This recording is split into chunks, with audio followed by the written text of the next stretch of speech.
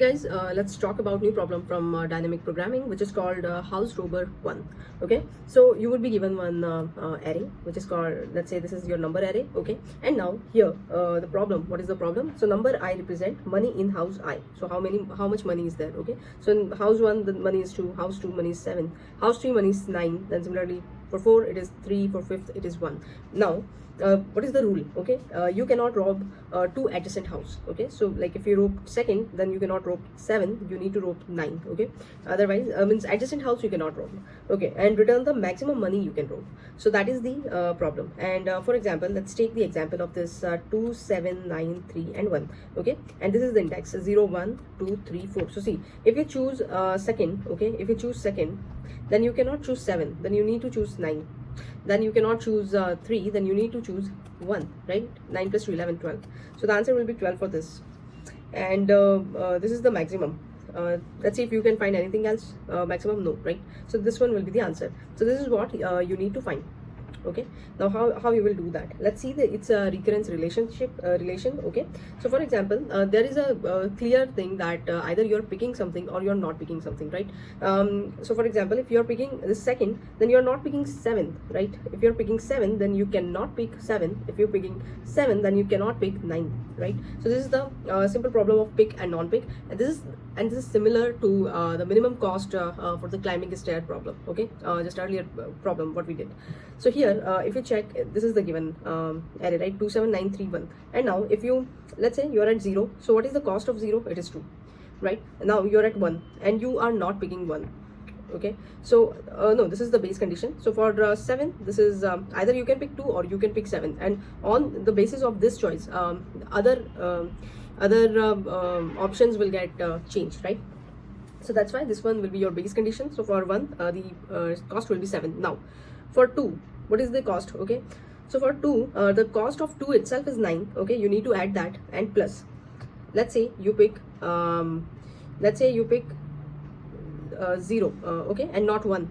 So in that case 9 plus 2, 11. Okay, if you pick 0, and if you not pick 0, then you have to pick 1, right? So till here the cost will be 9 only, the earlier one, and you're not picking this 9, right? So the cost will be 7 only, the earlier one. So now here if you pick this 3, so the cost of 3 is 3 itself. Okay, so if you're picking this 3, then the previous one means 2 you cannot take, right? So first you can take, and what is the cost of 1? It is 7. So 3 plus 7 is 10. And if you not pick this 3, then your answer will be coming from this earlier one, right? 11.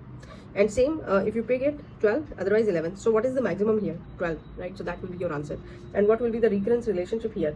See, you can see the formula here. Okay, if you're picking that particular I, so it means you will take its number I, the array itself, and I minus 1, so you cannot take, right? So whatever you have in dp I minus 2, that will get added. Okay, and if you don't pick this number I, then whatever you have the earlier one, dp I minus 1, that will be your answer, right? So for example, here you have not picked this 9. Okay, this second you have not picked. So for second the cost is 9, the value is 9, money is 9. So what will be the answer here? If you don't pick it, whatever you have in I minus 1, that will be your answer, right? So the same thing you're doing it. So what will be the recurrence relationship here? Recurrence relationship for dpi will be either you take number of I. If you're taking number of I, then you need to add dp of I minus 2. I minus 1 you cannot take. Otherwise you take dp I minus 1. Okay, and whatever will be the maximum of that, those two values, that will be your answer. So now this one will be the dynamic programming code. Okay, so see, if n is your number length. Okay, so if n equal to 1, then just return number of 0, the first element. Okay, first value.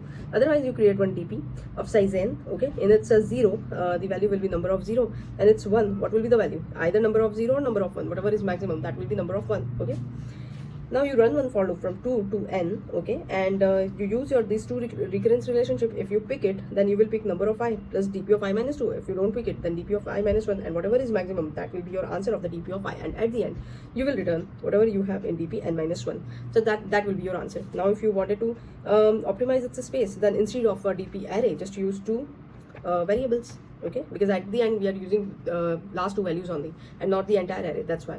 So here the time complexity will be order n, space complexity will be order 1. And for dynamic programming, time complexity will be order n, space complexity will also be order n. So that's it. Thank you.